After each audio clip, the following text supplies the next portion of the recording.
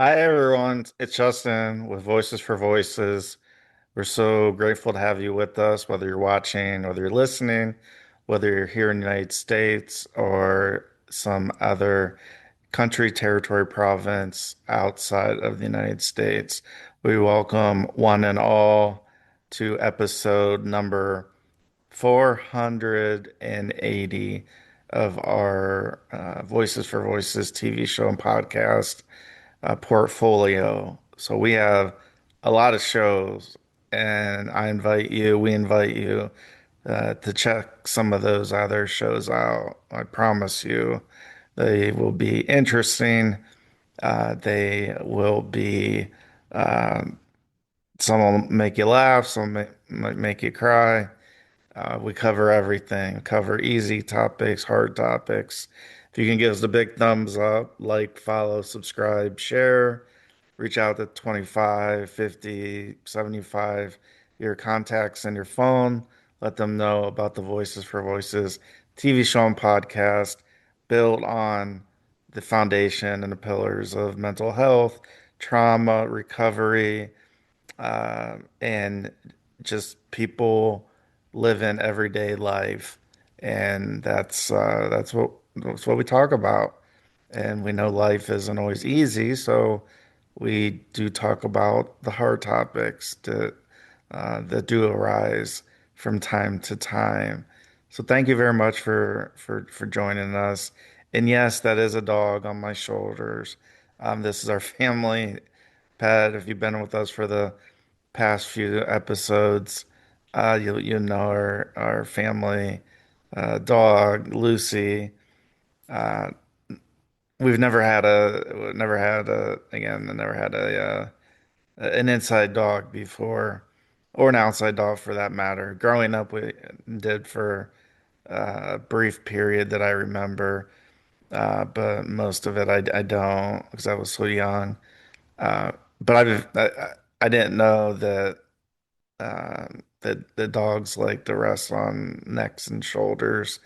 And I think because she's so short, she just wants to, it's that whole, the if you have the higher, the person with the higher position is able to see more than the person with the lower position. So that's just a general comment that is the case. And so I just wanted to share that at the outset because you might see her moving around. You might see her, uh, like you see a paw right here. So it's cool. She's fun. It's it's a neat experience to have for our family. It's it's it's great. Expectations. I kind of throw in the bucket a little bit with judging. We've talked about judging so many times, not from like a court perspective, but just, oh, did you see that person? Did you see what they're wearing? Do you see those shoes? Do you see that outfit? Do you see that car they're driving? Uh, yeah, that's the judging part. The expectations.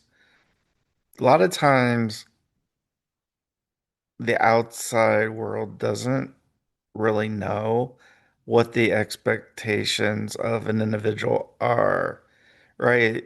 We can look at the obvious of a sporting event. We want to win as many games, matches, uh, as possible. So expectations, not to lose any games, matches. Uh, and so that's kind of pretty pretty cut and dry, straightforward. But when we talk about topics that affect more than just a small percentage of the world population that plays professional sports, even the growing up, as a, playing t-ball, playing playing a game. We want to win. That's that's kind of the thought process there in a very high level sense of the meaning.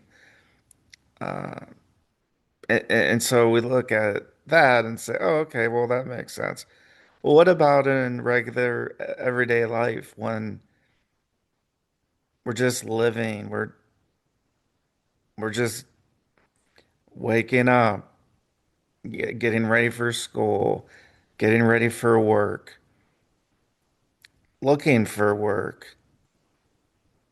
And so the expectation there is to find something, to find a job, to find something that makes us happy, not only on the outside, on the periphery of, okay, this title, this amount of money is the salary, this many vacation days.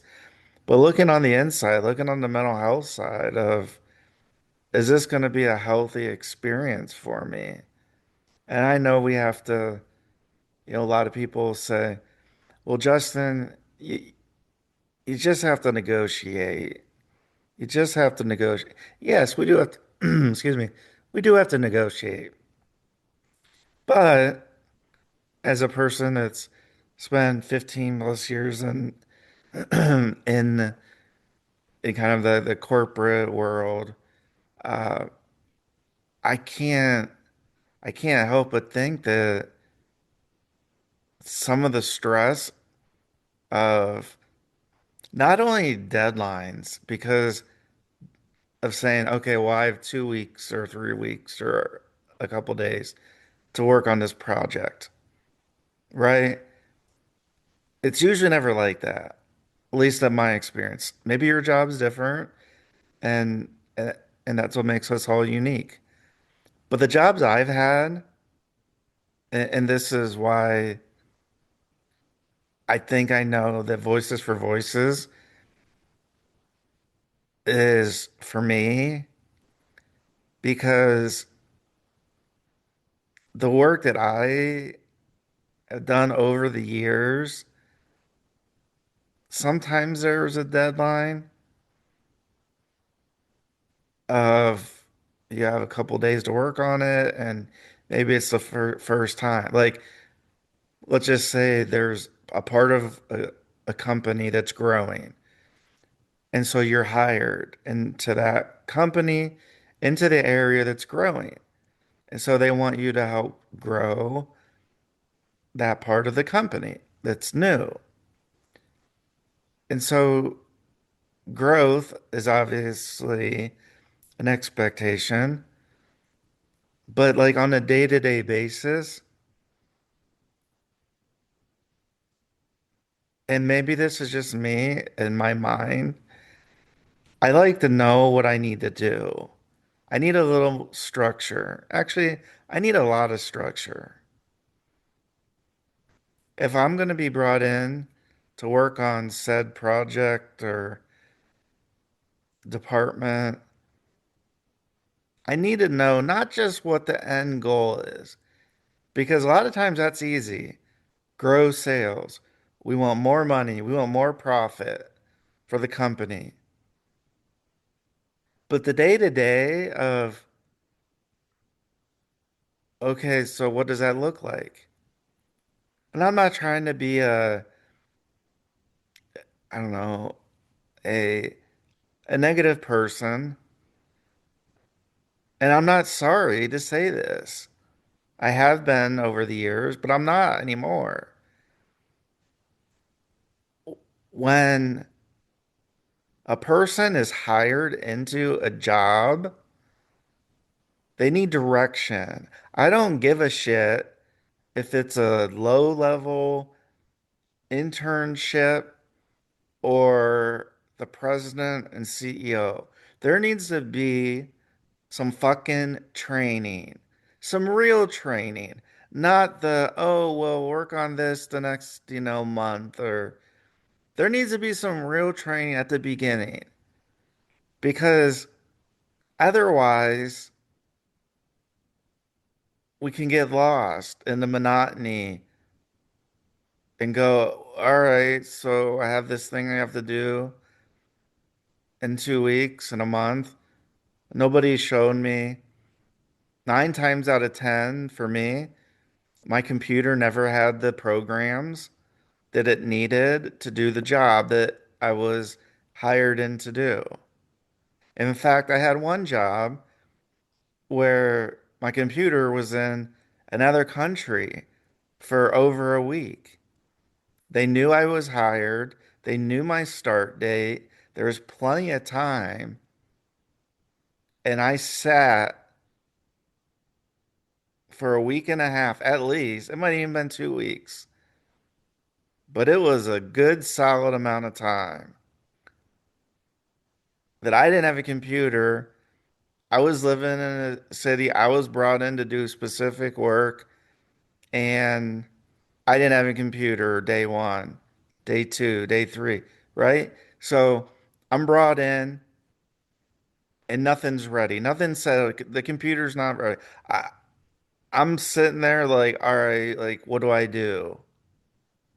Right? Try to look busy is, often like, well, look like you're working, look busy.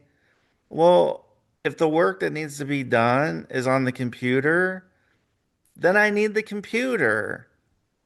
Then when the computer came, it didn't come with the programs, the software, the hardware. It didn't come ready, right? You would think if you had a month that you knew since I was moving a good portion away, a lot of miles, that the company would have that already set up. And I mean, I had a place to sit, but what am I going to do for 8, 9 hours a day? I don't have a computer. I get brought into meetings and I'm expected to know answers just right off the top of my head. I need a computer for that. I need a computer to help aid me, and I didn't have it. So that's when I said earlier, there needs to be training. There was no training then either. Like, what format do you want to see the final product? Do you want it in Microsoft Excel? Do you want it in PowerPoint? Do you want it in Tableau? SAP, whatever the program. No idea. And so I use my best judgment, and then it's like, well, that's not what we do here. We show it in PowerPoint or whatever. And that could have been part of onboarding that they call it, a new employee being brought in, training, none. And if there was training, it's the kind of training where it's like, okay, here's what the company does. Well, that's great. I'm gonna need to know what the company does, what products it sells, who it sells to, businesses or consumers like you and I. And I know this is gonna rub some people the wrong way, but this is just life. This is my experience, and I'm hoping you've had different experiences, and a lot of people have, and bravo for that. I'm happy. But some of the stress and some of the anxiety that I have built up and had built up over the years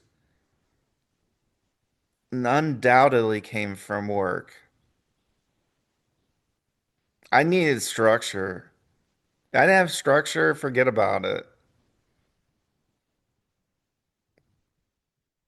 And you might say, well, Justin, the company can't just spend all the time just, babying you around is a term I've heard. Like they're going to spoon feed you. No, we're not going to spoon feed you. Well, when I talk about that in the interview process of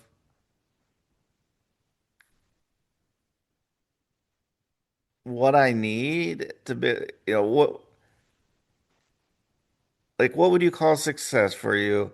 How how and what would do you need for your success and to help our company? And when I share that information and it's not adhered to and you still hire me, I think that it's because of all the things in the interview and interviews, because usually there's multiple interviews. And to hire somebody and to not do that is not right. So then I have extra stress because I'm like, all right, I'm already going back to the no computer for at least a week, week and a half. Uh, Once I get the computer, I'm running like I'm already, a week and a half at least behind on where I should be. So I'm trying to play a game of catch up, not like ketchup you put on food, French fries or other food. Like catching up. Like I'm behind. I'm running a race and I'm a mile behind the person in front of me. And that person in front of me is another person that was hired and they have a computer and they're able to start working and they're getting accolades and I'm sitting there and to other people that don't know, they just see me, they're like, "What? Why is he just sitting there? Where's his computer at?" Oh, sure, it's in Argentina because that was where company's based out of. So that was where, had computers and such, where it was coming from. And so it was like I would come in and it would be almost like I'd be looking at my phone, looking at like a delivery date, right? You send a package or somebody sends you a package and they say, okay, here's the tracking numbers or letters or both. And so shame on you, business owner, managers, directors, anybody who HR, human resources, uh, it's on you. And then to sit there, I'll give you an example.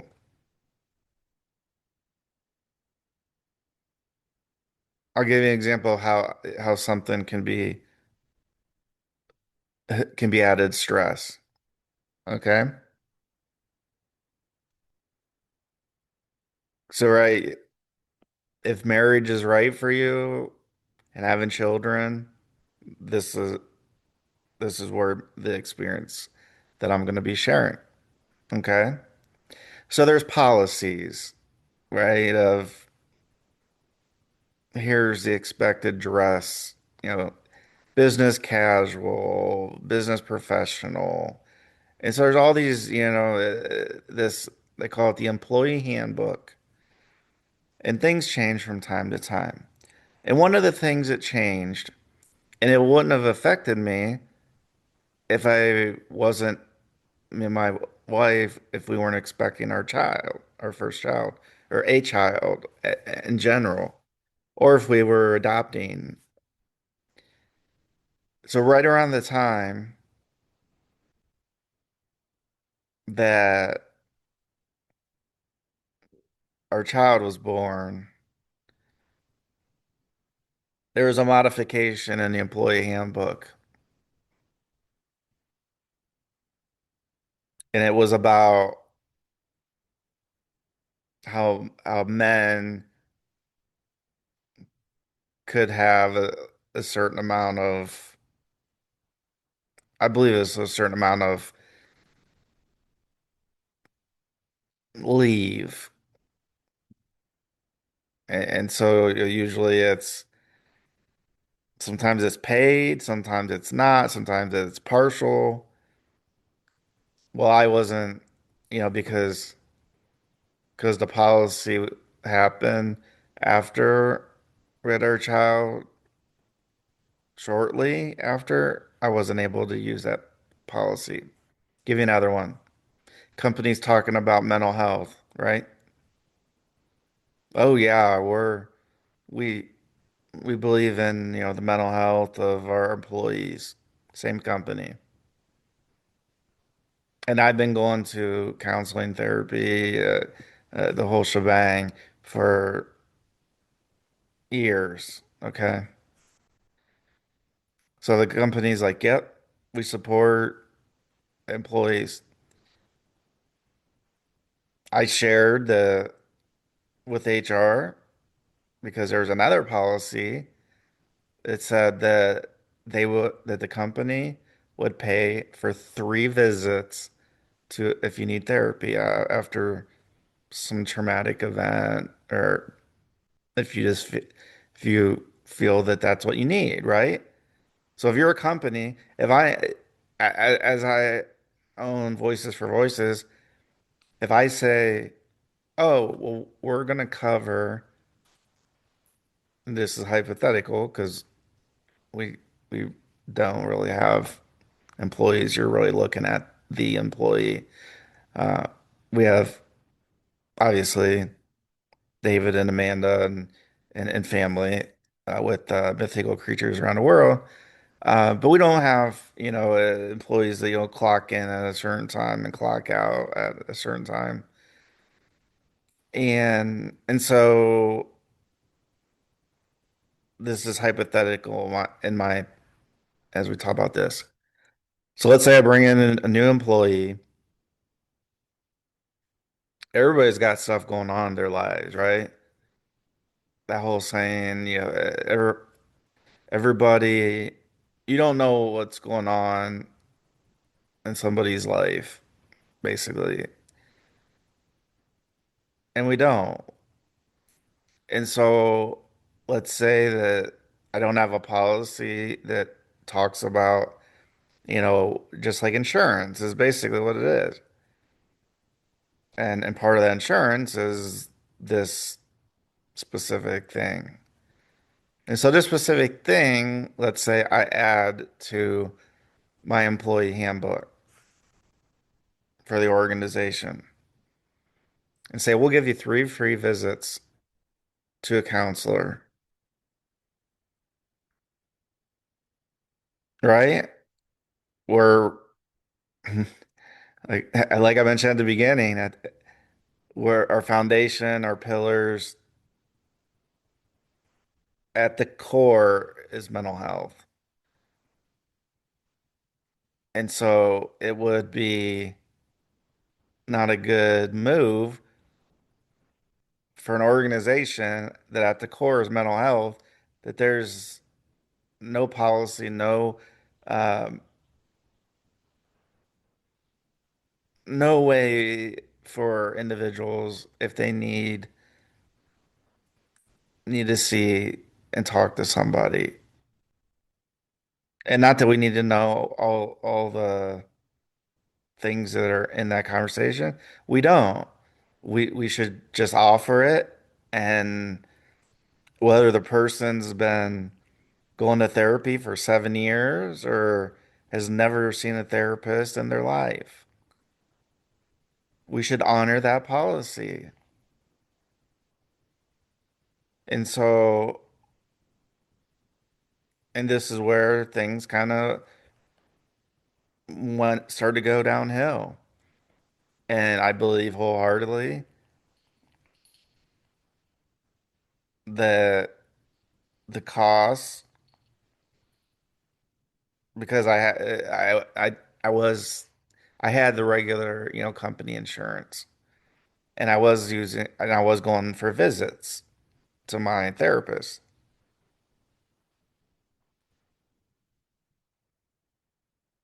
And and so I went to human resources, right? They're dealing with humans and the resources, insurance, benefits, if there's retirement, all those things, vacation days, if there's issues with people on your team. They help you work through it. And so they do a whole host of things. And they, for the most part, do a great job. But I'm giving you my experience of what I would have expected from if I, and in the hypothetical that I gave, that if I change a policy and somebody's reaches out, it shouldn't matter if they've been going again. Shouldn't matter if they've been going to therapy for 20 years or never been to a therapist, but they feel like it might be helpful to go, and it would be covered at 100% for those three visits, right? Therapy, all this stuff, medications if you need that. It's not free. You have to pay, even with insurance.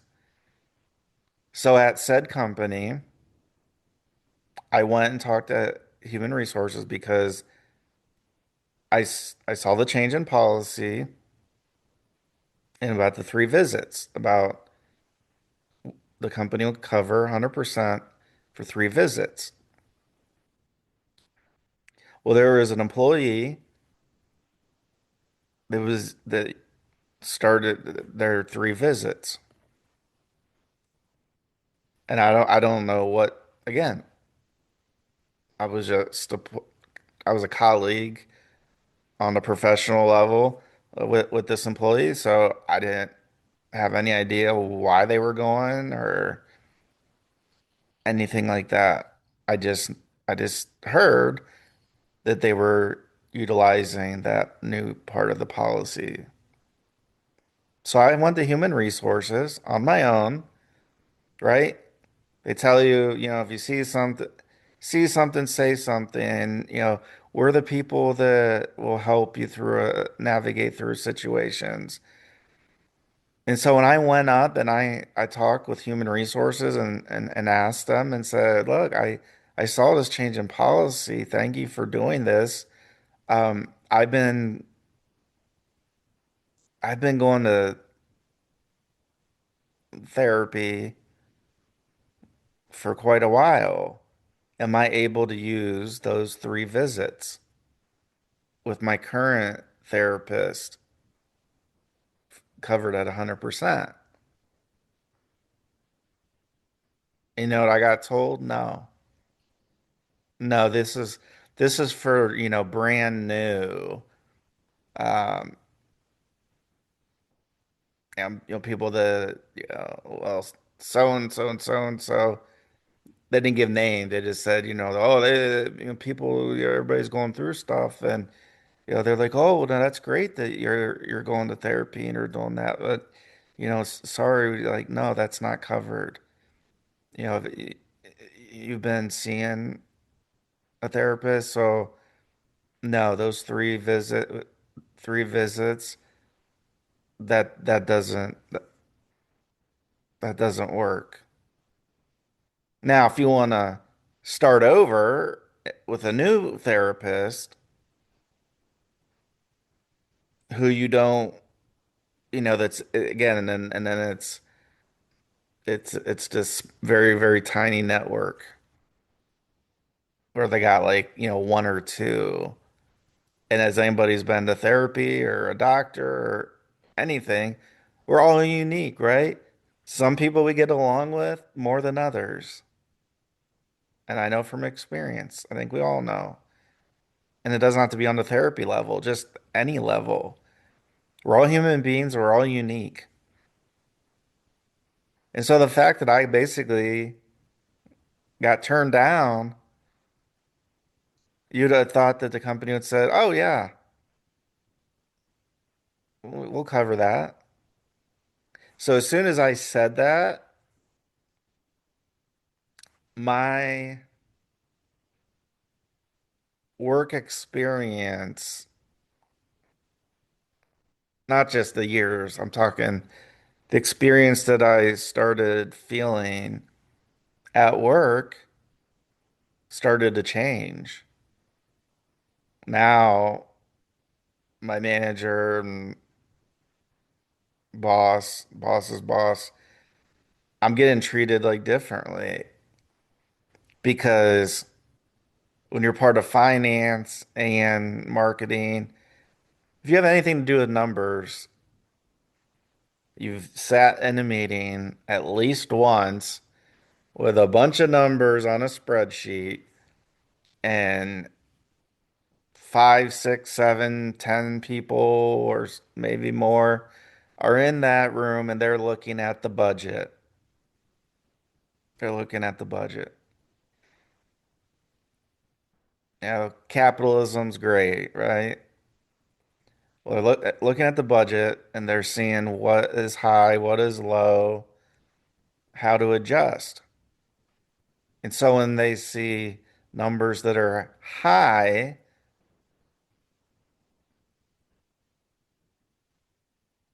the people in leadership go, well, why are those so high? I don't know. Let's take a look. Let's double click into that cell. Oh, it's in this department. And so this was in the benefits. This was the benefits, right? They're getting ready to negotiate whatever for the next year and then they're looking at, what would have been would have been the what are the numbers for this year? And so that's what happened. I was in the meeting. So people say, "Oh yeah, you're full of it." I was in the meetings and I saw it with my own eyes, heard it with my own ears, and so I kept getting drilled down and down and down and down. They'll say, "Oh, it's this department that has higher than expected medical bills or medical coverage." And it was shortly after that that I was let go by that organization. People can say what they want. Everybody's got an opinion. I know that. Everybody's got an opinion. People close to me, people not close to me. It is what it is, right? That whole term. It is what it is. Well, I don't think it was that. It couldn't have been. Because that would have been unethical, right? You're basically letting somebody go because they're medical. They're utilizing the medical benefits, the very benefits you're now saying you're going to cover 3 visits, but yet it's only with these conditions. That's that that's not caring about mental health. That's throwing an add-on, a supplement for very specific cases. And whether you know it or not, the how do I say this the right way? The amount of people that are going to step forward when they see that change in policy are going to be very low because, right, it's mental, it's in our head, right? That person's mental, they're mentally unstable. We have to commit them. Been there, done that, been treated that way. All for talking about real life. All for talking about real life. And so, for any company that's out there watching, any leaders, we're so happy to have you join us. But if you're going to say you care about mental health, then you better damn well have policies in place and coverages in place that you're going to cover if it is like this experience I had where we're going to cover 3 visits at 100%, then you shouldn't give a fuck if the person has been seen a counselor, a psychiatrist for 20 years or never at all. Or just don't even have the policy. That's the way I look at it. Because the amount of people, again, the amount of people that want to, talk about mental health, they'll say, "Oh, I support it. I support it." But once you start talking about like yours, and I'm talking about mine, people are like, "Oh, I'm not like that. I don't have those issues. I don't have those problems." Okay, no problem. I do. And I talk about them and I share about them. And I'm happy to share. I'm happy to talk about. Because you know what? I know there's one person, at least one person out there that is going to relate to what not only this episode, but all the other 479 episodes that we have. And we're a charity. And I put my blood, sweat, and tears, put my own money, hundreds of thousands. So I believe in this. So don't give me this bullshit policy that, well, it only covers this, and that's great. That's great that you're recognizing that. Okay, enough of the lip service. Back it up. There's a term called big hat, no cattle. Just like big talk, no backing it up.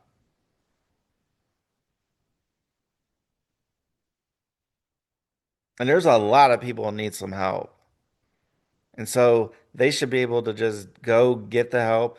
And if it's the 3 visits or if it's a different type of a mental health related, to include that at a more reasonable rate for people with your company insurance. Whatever it is, just do it. Be a leader. If you're calling yourself a CEO, an owner of a company, and you have employees and you're paying, you have benefits for them, either do it or don't do it. Don't go in between. Don't have this bullshit where it's like I said, well, this only covers, you know, this specific ty type of visit. Because everybody's gonna be like, "Oh yeah, good for you." Oh, and and you know what? That makes people with mental illnesses like myself feel even worse when we get that pity talk and that pity clap, whatever. It's like, "Oh, good for you that you went and did this." Well, don't treat me like a fucking baby. Treat me like a human being. Treat me like if you have children and they want help and they've been getting help, treat your employees like that. And so, yeah, this has been a tough episode to kind of get through. Uh, but the only reason why I go this deep is because it's true. And because if I hadn't been going to therapy, I wouldn't have stepped forward. Heck no. I would have been like, I don't got any problems. It's like- So to wrap this up, work does create stress. And the positions, I talked about the computer and the week and a half. Okay. Let's say I have everything I need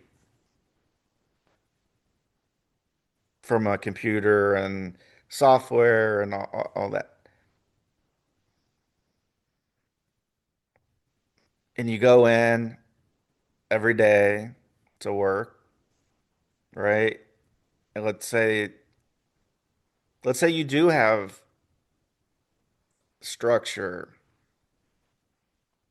at first, and then the next thing you know, depending on how the office layout is, they have cubicles.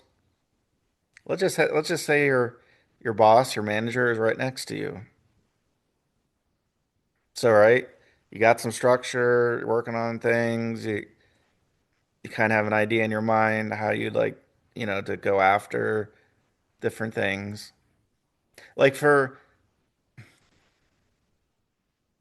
I'll get to this in a second. And so your boss is next to you, and so you got this somewhat of structure, working on things.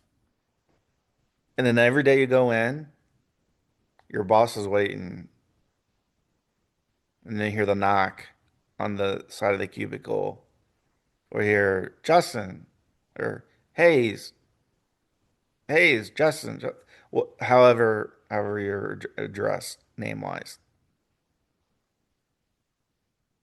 Hey, can you look at this and this and this? I got a meeting in 30 minutes. Can you just grab that real quick? So all of a sudden, my structure is moved. Okay, no big deal. That's one time. But when it happens day after day after day after day after day after day after day after day after day after day, then for me, my mind is like, shit, what am I going to work on today? I know it, the regular stuff and that structure, but I know I'm going to come into they call them fire drills because we need to do this now. It's an emergency. I need to know this number. I need to know this customer. I need to know this type of product, what brand it is, whatever that is. And that right there, ladies and gentlemen, over the course of hours, days, months, and years, company to company to company to company, you have that. You have that. I don't know what I'm gonna be doing today, and I know I'm gonna be limited, but the calendar of my boss is not shared with me. So I don't even know that they have a meeting coming up, and they knew that there was something that they were going to need to ask me to do that they could have asked me the day before or a couple days before. And that's bad management. I get it. Things come up from time to time. It shouldn't be every single day, all parts of the day. And then you're working on something, and then it's like, oh, well, while you're doing that, can you do that? Just do this because you're already going to be doing this. So just do that as well. Then it's like, oh my gosh. Then it's you get into work and your boss isn't there and you're like, oh my gosh, I can start working, my structure.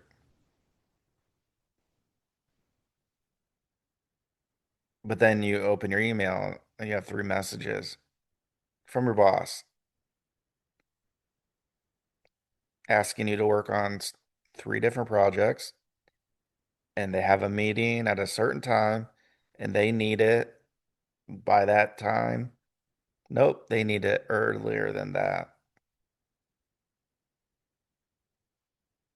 And so that caused me so many times to skip lunches because it's like I gotta do all these things on top of my regular duties. And this is when I know somewhat of a structure. And so it creates additional stress, additional anxiety. And so again, either the company supports the mental health or they don't. That's what it comes down to, everyone. If you're gonna have a company and you're gonna have an employees, there's different ways. It could be the contractor type, where they're paid per project, or they can be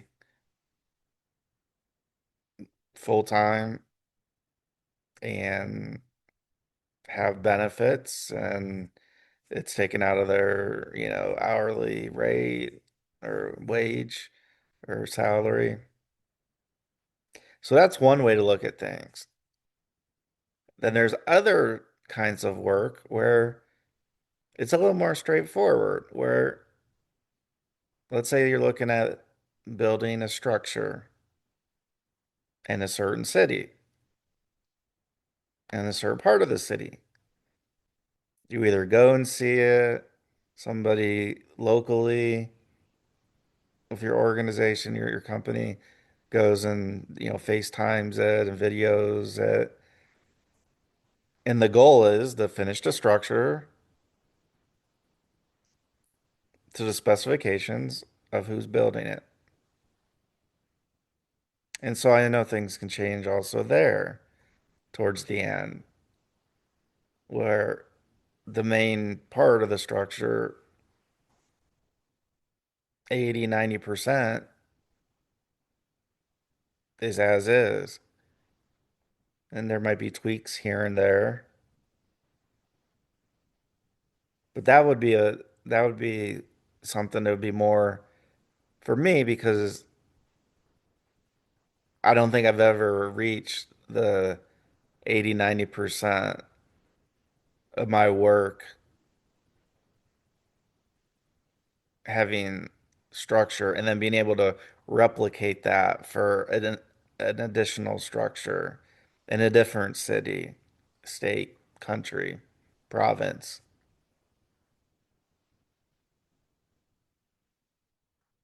And so I want to end the show in applauding, not the fake, the clapping, that bullshit.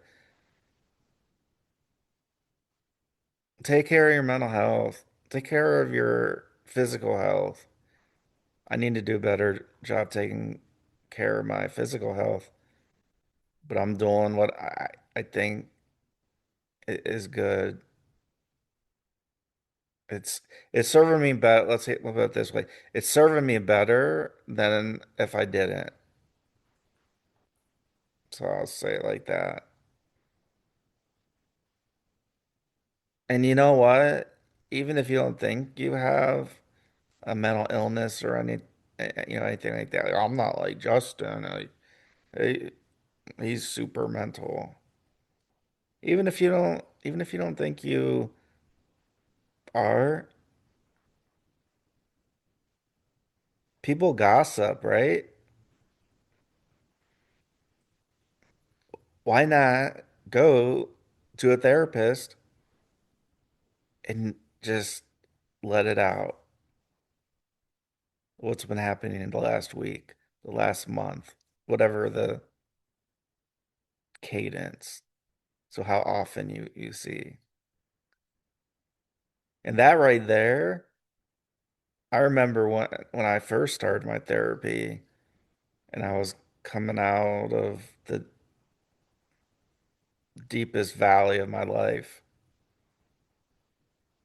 but also the best part of my life, because I was starting to be a real person, a real human, not one that was, doing the binge drinking and